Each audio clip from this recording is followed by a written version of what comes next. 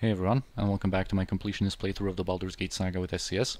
So here we are in the dark and foreboding forest, somewhere in the Umar Hills, but before we progress much further in it, I would just like to quickly address two things related to the previous episode. First off, I did forget to rearrange my spells before we rested in Imnisvale, and I will have to do that now, because we will need quite a different set of spells for the upcoming encounters, and I'm going to switch my spells, basically having the two final encounters in the area in mind. We're going to want some lower resistance on Senashira, and when it comes to level 6, we want more protection from magical weapons, and I think one instance of True Sight is going to come in handy. On Edwin, Chaos is not going to do us much good. We need more lower resistance. There is a certain strategy I have in mind there. And also we need to set up his minor sequencer again, and I guess we can get more spirit armor for Senashira. And here we're going to go for a little bit more flame arrow. And also Animen, we're not going to need quite as many summons anymore. So we can go back to a more cookie cutter selection. And I think those are going to be all of the changes. So I'm just going to pre-buff my mages with stone skins, and then we're going to rest. Because I want to do the whole area without interruptions on one set of spells. Right, and now we're going to start progressing east, trying to find the temple. I'm just going to be uncovering some terrain with Senashira. There can be some shade wolves around in the area, and I just like my maps revealed, of course. But the second thing I wanted to talk about is a thought that I kind of started, but didn't really finish, about the different theories that the townspeople in Imnisvale had as to what caused the troubles. And of course the theories about the wolves and the Umar witch are kind of true, because here we can see that, you know, as Anath explained, her wolf pack was wiped out by the Shade Lord and turned into these Shade Wolves. And also the Shade Lord himself, that was mentioned, is kind of like a, you know, powerful, ominous, kind of a frightening figure, kind of like that Umar witch that legend talks about. And he is apparently the puppeteer behind these different events here. And the drunkard Traver and the child Katya, of course, basically told us about that kind of thing, that they witnessed some shadowy creatures at work. And here we are nearing that temple. But let's first inspect one thing. On the eastern side here, there's a big hole, and apparently it looks like as if some large creature has moved through here recently. The darkness of the pit is a black so deep it strains your eyes just to see it. So a little ominous sight here. Pretty spooky. And here we're going to have a large group of shadows. And also Anath. That tells us it's a trap. She's going to die, unfortunately, here. And she also mentions that that crystal here. And we've also read about this situation here in Lelin's journal, about how this like mirror could be rearranged to create a source of light. But here we want to pull all of these shadows, and let's just take a quick look. 54 kills right now on Animen. Let us activate some turn undead, and let's see how many he's going to have now. Boom! You can kill like all of them in one turn undead tick, I guess, in one explosion, but here it's going to require 2. Boom! That's how we deal with all these shadows. We don't need any tricks. Anyway, now 75, so 21 kills, just like that. And yeah, we can here inspect some of our environment, and of course readjust this mirror, I guess. And here we learn that these shadows actually die in the presence of light. And it's going to matter in a little bit. These shadows need their darkness, I guess, to exist in. Alright, and here we are inside the temple ruins, finally, the main area. Alright, and before we go further in, I am going to buff up Senashira with one of these spirit armors to improve her armor class. And basically we're going to have some shadows here draining our strength, and of course I want to simply avoid most of their strikes, so that we don't have too much of our strength drained. Alright, and we've had some fun with turn undead. Now let's get back to using weapons for a while.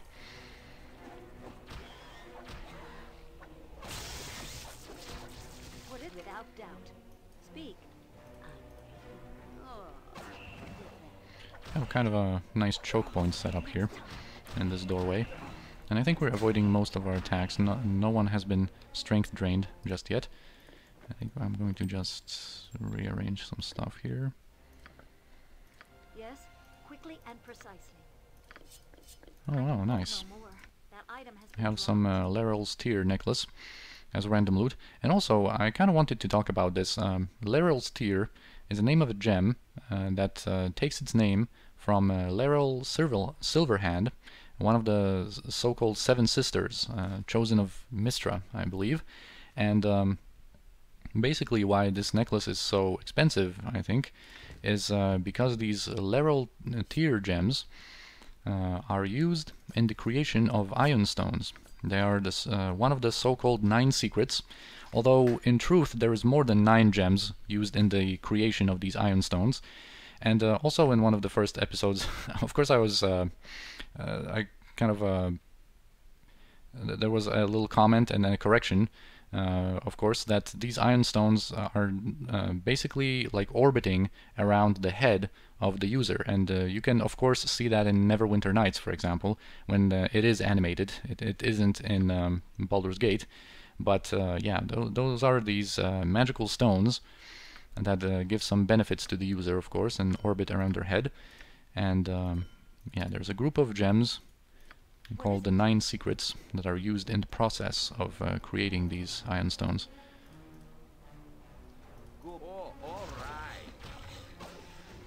Anyway, here we can already take these bones of that mentioned child prophetess Amoana, and there's going to be more to it a little bit later. Yes. And here we meet a shadow jailer. Our meeting is going to be brief, What is it? This one. and from him we can get a key Yes. to open this jail cell. Let's just allow the combat music to end before we open it and have a conversation. Ho, noble friends. I beg your assistance in this evil place. Your Grace, I am Mazzy Fenton, a valiant servant of justice and righteousness. So here's Mazzy, an adventurer or leader of that adventuring party that we've heard about already. She was mentioned in Lelin's journal, for example, as a brave leader that basically held the whole group together as they struggled through this place. And she's of course going to give us a little bit of a backstory.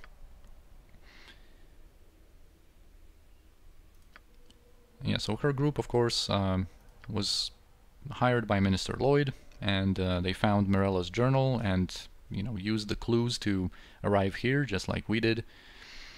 The local legends tell of how the Shade Lord was struck down by a Maunator ages ago. And yeah, in the lore, the Shade Lord is supposed to be a really powerful entity that Maunator himself had to cage here. And I guess as the worship of Maunator, you know, kind of weakened over time, his power over the Shade Lord weakened as well, and he was able to regain freedom, I guess. And yeah, she of course explains... Oh, she also mentions an altar that is, she believes, is the source of the Shade Lord's power in the bowels of this temple. She also mentions some sun gems that we're going to need in order to pass through the doors of darkness that the Shade Lord placed along our way. Yeah, there's also a special key that we will need to assemble from 3 parts of it. And she also mentions that the Shade Lord commands a shadow dragon, and it was that shadow dragon that defeated Mazzy's party. And all of her companions were turned into shadows, including her beloved Patrick. But she was spared because the Shade Lord wants Mazzy to become his consort. He is not a creature of this plane and must possess a body, feeding on its life. He inhabits Mirella now, and plans to use my own body once Mirella grows weak, I suspect. I have come to believe that this altar, which the Shadow Dragon guards, is the secret of this place. A way must be found to pass this beast, for he cannot be killed by such as us. Well, are you saying this because you want to be proven wrong? We are going to confront that Shadow Dragon. Yeah, of course the altar must be destroyed, and she is ready to join our party, and we will accept her aid. Can of course inform her about Imoen as usual. Alright, so now we have Mazzy. I am yours to command. Let's just get rid of her script. She's a fighter, and she's going to get like 4 levels, I think. So let's just quickly level her up. Yeah, gets 2 proficiency points, some major boosts. Yeah, 4 levels. And she has right now Grand Mastery in short bows, and 1 proficiency point in short sword. And since we're not going to keep her for too long, just for basically this adventure and some of her personal quests, there are some options that we could do. We could basically just give her 2 points into some new weapon, like perhaps a flail, so that she could use the Flail of Ages, or we could go with maybe longsword, so that she might use a Daystar in this place, which I think is going to be the best idea. Yeah, I think I'm going to do that. Because this place is going to be, of course, be infested by undead. And she's a lawful good halfling, a fighter, and she is essentially a paladin. That's kind of her struggle, I guess, is that she is not allowed to be a paladin. She's not allowed in any like paladin order, I guess. But she essentially behaves and strives to uphold the same values. It's just that in this edition of D&D, I guess halflings cannot be paladins yet. So that's a little unfortunate that she is not recognized as a paladin. But we think of her as a paladin because she actually has some special powers for her use. She has a strength spell that she can use on herself. She has lay on hands. She has a remove fear kind of buff that also gives her a little bonus to Thaco and her saving throws. And she also can haste herself. All of her abilities are basically only usable on her automatically. And she's a pretty cool character, and though she can get a little annoying with her lack of chill. But anyway, she has, of course, maximum dexterity, decent constitution. Her strength is easy to fix. And yeah, pretty cool character. Unfortunately, she has that Grand Mastery in short bow and then 1 point in short sword. So, but you know, because she's a fighter, she gains those proficiency points pretty quickly, and you can just level her up in whatever you want. And we're going to give her some stuff. And that we have prepared for her. We don't need that key anymore. I'm going to give her all that. We also can give her this and some potions.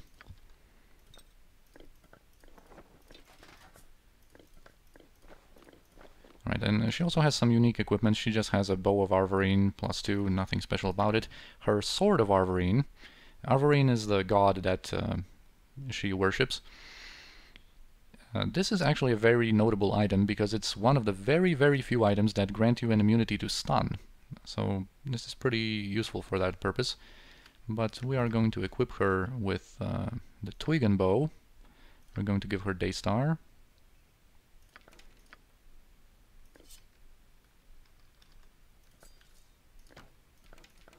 And we might also...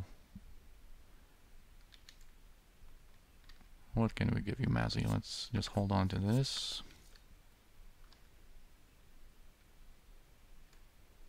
Oh yeah, you need this helmet. Oh yeah, and of course we want you to have some better projectiles. So let's have like some acid... Oh no, acid arrows are actually not going to be that useful in this area specifically. But we should have some arrows +2, yeah. These are going to do nicely. Well, not that nicely, but they are going to be something. If she is going to use her bow, but mostly I think we're going to have her use Daystar. Anyway, now that we have her in our party, we can progress further.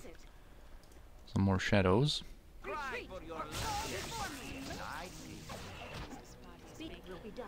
Here we can have a note. And there's going to be 3 of these notes describing the different rituals that the followers of Amaunator had to perform during the day.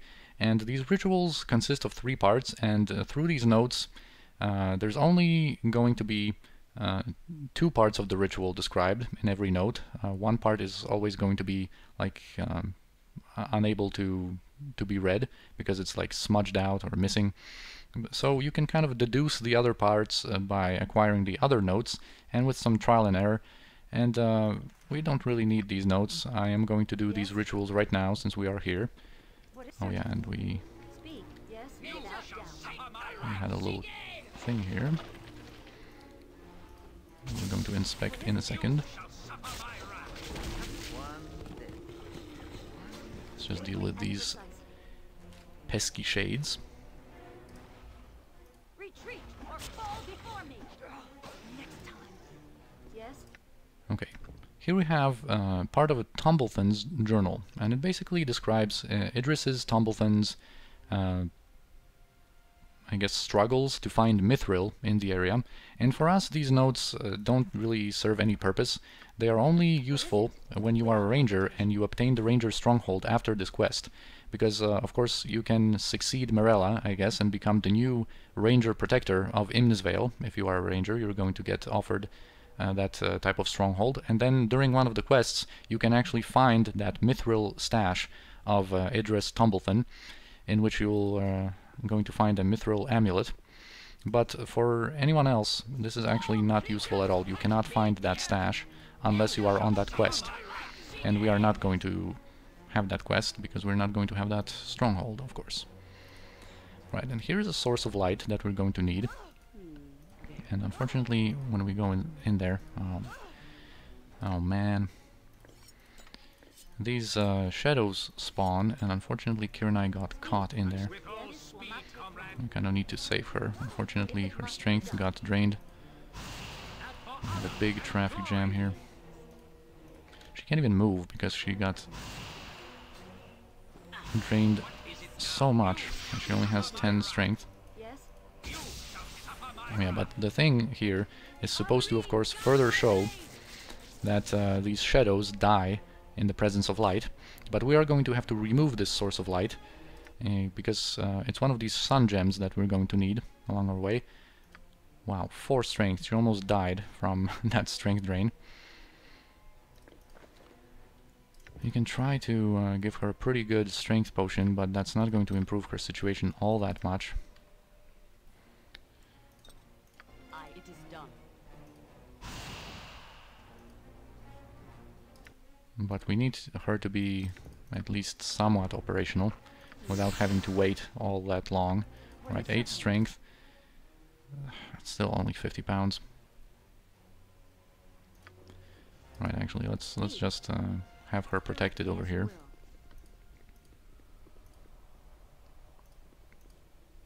Yeah, let's remove that sun gem. Okay, everything that was supposed to spawn already spawned, I guess. And we're going to just have to leave her here for a while.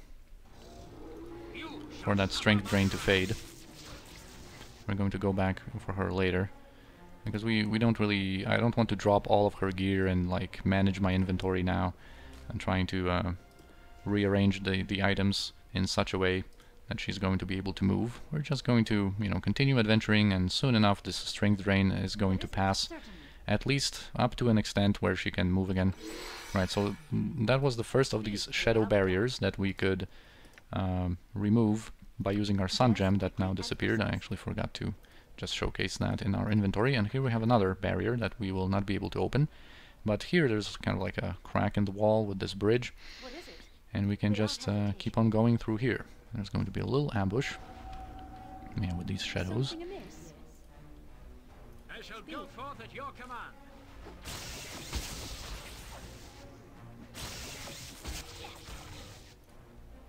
I am ready. Mazzy is doing pretty well with that Daystar, I have to say. Alright, Kiranai is operational again. We can just teleport her to us.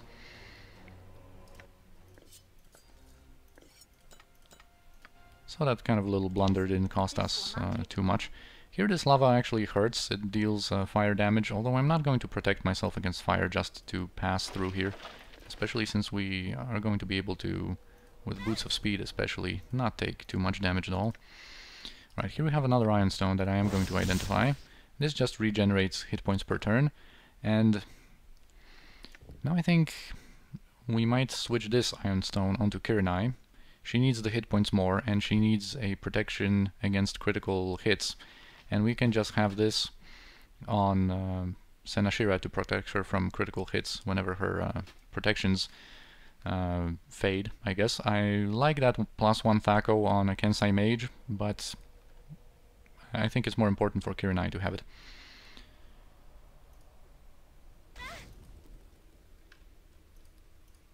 Okay, we're going to have to go on to the other side anyway.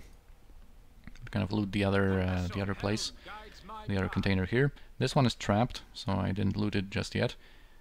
Here we're just going to protect ourselves a little bit, and we're just going to approach this room over here with Anomen, because we're going to have to rely on his turn undead again, because of the SCS component that always gives us the most difficult, most high-level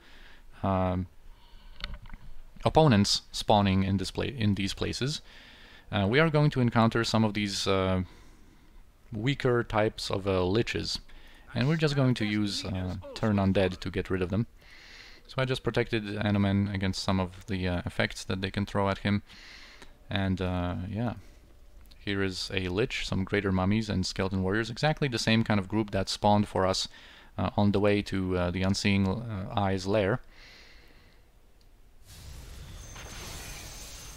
Okay, so what do you have here? Yeah, just standard stuff. Immunity to Abjuration. He had actually a Simulacrum with another Lich, but this is not going to be that big of a deal. I'm just going to use our turn undead. Oops, I misclicked. And it should eventually, you know, work enough to kill the Lich outright, just like we did before. Alright, now he dead. And we can get out of here. I don't want to stand in that cloud kill. Anomen actually took some damage. Right, here that Mordenkainen's sword I'm just going to remove with a death spell from Edwin, and we're just going to deal with these undead as they come. Speak. What is he? Monkey work. Yes, I shall overcome! will be done. So Bone Golem from elsewhere decided to join the fight. Next time. Missed. Yes? What? Very well. Skeleton warriors are archers, so that's why they kind of want to keep their distance from us. I shall strike. Certainly. Tell me. Fair enough, my friend. Direct me as you will. Right, in the meantime, as we wait this cloud kill out, we can just untrap this thing here. Yes, We're going to loot it later. There are still these 2 mummies inside, I hear so let's actually have show Anomen tales. go in there. Okay, the Simulacrum of the Lich got unsummoned. Let's just keep turning undead so they kind of run away in fear, and then we're going to speak. It will be done. kind of move in to finish them off. Eat whatever you desire. Without doubt. Attack has no effect. Oh yeah, we always forget you need +3 weapons to deal with the greater mummies. So we need that, and we need Mazzy with Daystar. Attack has no effect. You do very well. Next time. I shall overcome! Right, now we're dealing some damage. My weapon is of no use.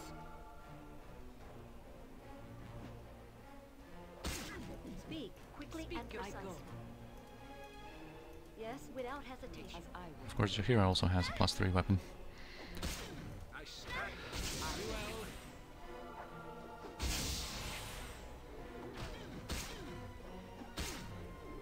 My weapon is of no use. What is Right, this? cool. Will not take long. I'll make it very well. Go west of my talents. At your order. Speak if it must be. Oh, you didn't Fear from me. You didn't detect that trap, Kirinai? Yes, it will. I thought it was trapped, but you know, we've had her detect traps for a while. Didn't show up. No trap showed up, so I was like, am I misremembering? Is this not trapped? I'm just going to loot it, and boom, we got struck by Flame Strike. Alright, so here we have another of these notes, and this time describing the noontide ritual, and that actually reminds me that we need to do these rituals that I was about to do, but of course forgot. Actually, I'm going to leave the bullets +1. Also, a Tome of Amaunator. It kind of describes Amaunator as a god and what his business in these areas was, I guess. Of course, trying to drive the shadows away, provide the light, and it also describes these 3 parts of that holy symbol of his that we're going to have to combine and create the Lightstone, the Dawn's Light, and the Sunray symbol.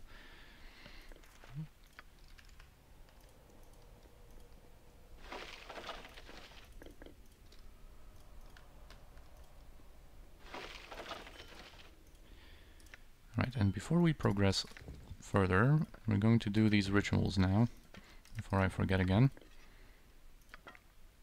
Actually, you know what, give that to Mazzy.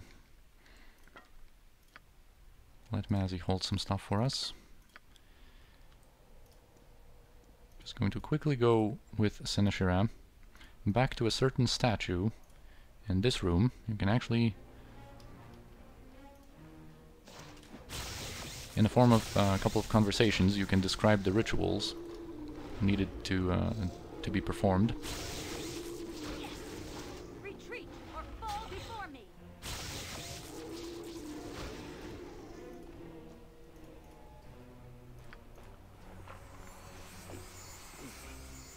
You can inspect it. Of course, as usual, feel free to always pause and read the different descriptions and conversations in detail for yourself. And first, of course, we have to prove ourselves and describe the Morn ritual.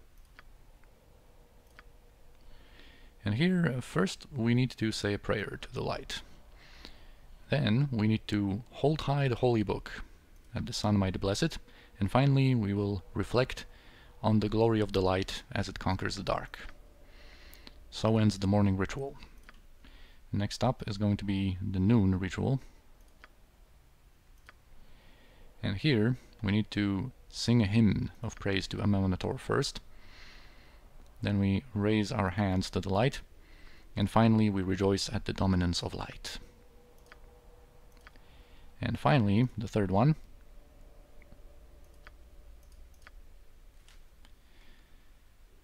The evening ritual. First we recite the tenets of the faith. Next, we hold high the children so that they may see the sun. And finally we mourn as we watch the sun give way to the onslaught of the night. So the evening ritual is concluded, and so are our tests. We have proven ourselves, we get a nice chunk of experience, and we get one part of that holy symbol of Amaunator. That's the sun ray symbol. We can stash that. We can actually go back to this statue. We actually will go back to it once we are done with the place. Because I think it's kind of a lesser known thing that you can still receive a little bit more of a reward. Anyway, also Kirinai leveled up and Edwin leveled up. So let's do those. Oh, and Kirinai finally gets her proficiency point. So now we can achieve Grand Mastery in Scimitars. This is going to come in handy. And I guess we can pump up our stealth. Our stealth now is actually getting to be pretty decent. I think I'm going to pump it up to from one more level perhaps, so that it's like 150 in both.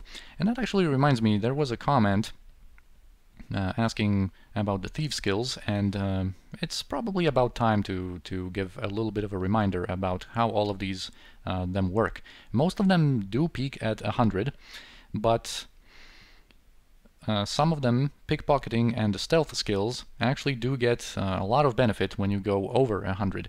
And that's because like every thief skill works a little bit differently, and you know, like open locks, 100 is going to make you just open any lock, because no lock has actually, I think in Baldur's Gate 2 it might be even 95, you know, every lock has a certain value of open locks that you have to have in order to open it. And Imoen has 95 open locks, I think, and there is no lock in the game that she cannot open. So, you know, it's the same with traps. They always have a value, a certain value that you need to have in order to detect the trap and then to disarm it. And then detect illusion, of course, just describes your percentage of a chance to dispel illusions, and with 100 you are always going to be successful once that check occurs. And set traps also describes your percentage chance of being successful in setting a trap. And then it also describes if you fail to put a trap, it also this is your chance that it's not going to actually backfire at you. So we have a 30% chance if we fail that it's not going to actually do damage to ourselves. But yeah, the stealth skills work differently, and pickpockets as well.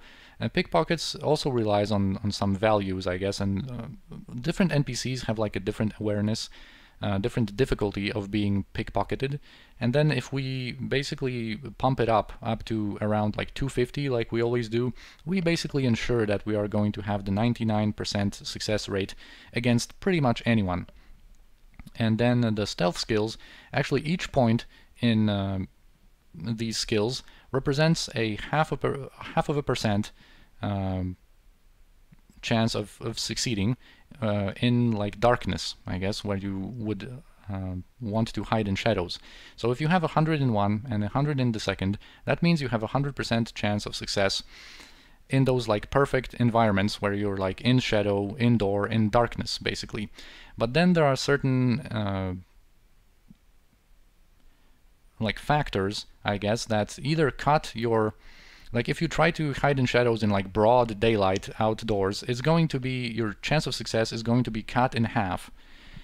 And then I think if you are indoors but not in shadow, I'll double check that and post if I need to correct myself here, it's cut in 1/3. So that's why having around like 150 or even 170 or something like that, it's kind of cool, because even in like broad daylight in the outdoors, like in the sun, you can still hide pretty reliably. But anyway, now let's cross through.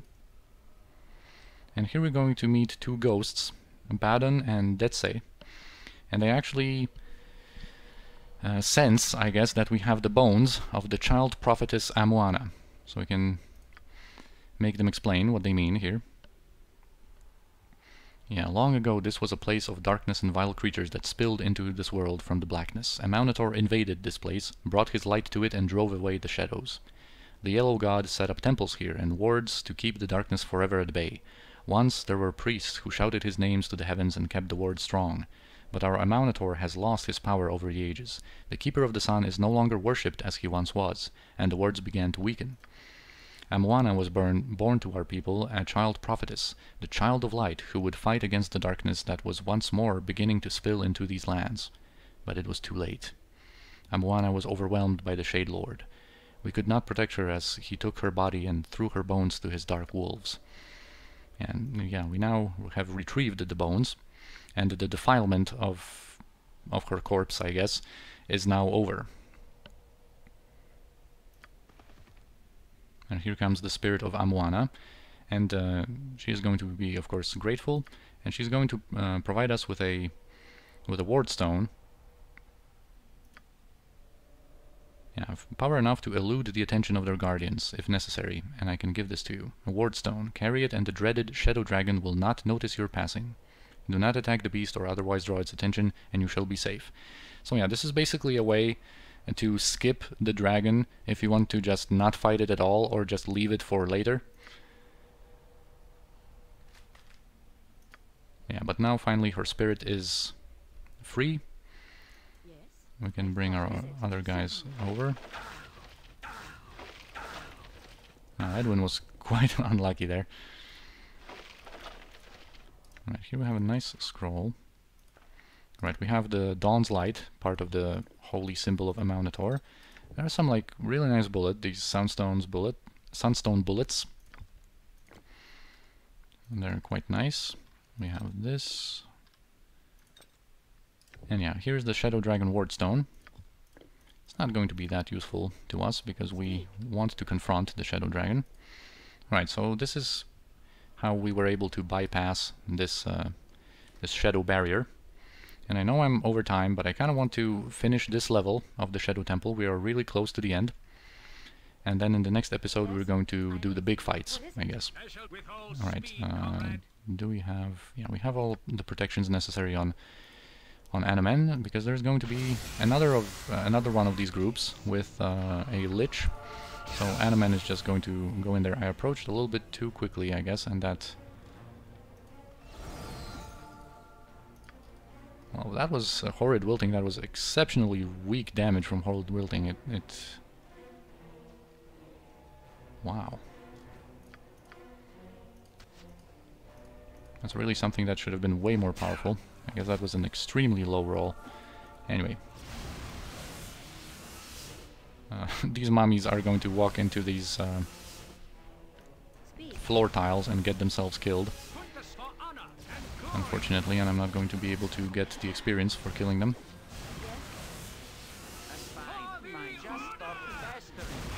Right, this Mordenkainen sword, we're going to have to just simply wait out, because I don't want to waste my magic missiles on it to kill it with magic damage, because these magic missiles are actually going to be quite useful to us. Let's just have Jaheira occupy its attention. Okay, he doesn't want to. He doesn't care about Jaheira. Wants to attack someone else. It's not a summon that lasts a whole like for too long, so we are going to be able to just outlast it. And here we have these floor tiles that of course deliver fire damage if you do it wrong. You have to go and spell the name Amaunator over to get across to the other side. So here's Amaunator. And we can get some stuff. Here we have quite a few goodies. And we have the statue that's actually relevant in Chapter 6 if you have a romance going. More of these sunstone bullets. This is the Dusk ritual. And another sun gem that we're going to need. And also Arla's Dragonbane, the +3 sling that we've also obtained in Baldur's Gate 1. And here there's a shadow that actually asks us for mercy and asks us to escort him onto the other side of these floor tiles. But if you do, he is going to of course turn hostile and be very pleased with himself, with his trickery, so we will not give him that satisfaction and just kill him right here. Okay, and now we have the third part of the symbol of Amaunator. Right, Mordenkainen's sword, unfortunately, is still there. But yeah, now we have the symbol, which is going to allow us access to the second level. Oh yeah, actually, alright. Finally, it is unsummoned. Now the sun gem that we've obtained allows us to get through this barrier. And the holy symbol of Amaunator allows us to open this door. And now we will be able to descend down into the second level of this temple and engage in some pretty big battles. So I guess this is where I kind of wanted to cut off the episode, just to give us the time, of course, to talk about and properly do the upcoming 2 major encounters. So I thank you for watching this one, I hope you enjoyed, and I'll see you in the next episode.